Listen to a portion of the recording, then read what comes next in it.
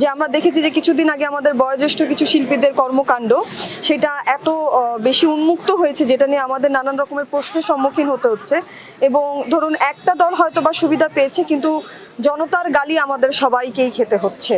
এইটা আসলে যেই মানুষটা বা যেই আর্টিস্টটা নিজে একা কষ্ট করে কাজ করে, নিজের সম্মান নিজে আর্ন করে, ওই দায়ভারটা সে কেন নেবে?